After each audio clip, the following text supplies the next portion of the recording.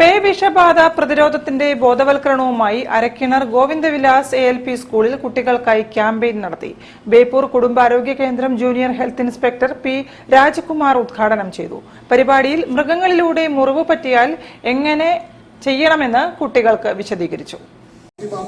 Arakkinar ഗോവിന്ദവിലാസ് ALP സ്കൂളിൽ ബേപ്പൂർ കുടുംബാരോഗ്യ കേന്ദ്രത്തിന്റെയും school health ക്ലബിന്റെയും സംയുക്താഭിമുഖ്യത്തിൽ വിദ്യാർത്ഥികളിൽ പേവിഷബാധ പ്രതിരോധ പ്രവർത്തനവുമായി ബന്ധപ്പെട്ടും പേവിഷബാധ പ്രതിരോധ പ്രവർത്തനങ്ങളെ സംബന്ധിച്ചും വിദ്യാർത്ഥികളിൽ നടത്തിയ ബോധവൽക്കരണ പരിപാടി ബേപ്പൂർ കുടുംബാരോഗ്യ കേന്ദ്രം junior health inspector P. Rajkumar ഉദ്ഘാടനം ചെയ്തു.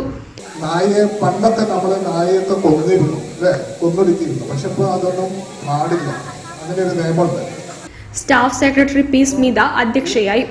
ബേപ്പൂർ കുടുംബാരോഗ്യ കേന്ദ്രം MLSP PM രമ്യ സംസാരിച്ചു.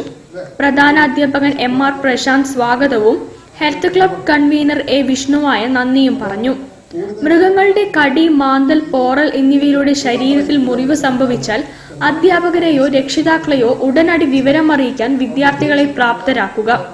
പേവിഷബാധ ഏൽക്കാതെ സുരക്ഷാ നടപടികൾ സ്വീകരിക്കുന്നത് സംബന്ധിച്ച് അവബോധം നൽകുന്നതിന് സ്കൂളിൽ സ്പെഷ്യൽ അസംബ്ലിയും നടത്തി.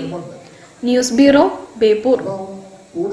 വാർത്തകൾ ചുരുക്കത്തിൽ നിങ്ങൾക്കായി അവതരിപ്പിക്കുന്നത് www.jillavartagal.com. കൂടുതൽ വാർത്തകൾക്കും വിശേഷങ്ങൾക്കും കോഴിക്കോട് ജില്ലാ വാർത്തകൾ എന്ന യൂട്യൂബ് ചാനൽ സന്ദർശിക്കുക. പ്രധാന വാർത്തകൾ ഒരിക്കൽ കൂടി.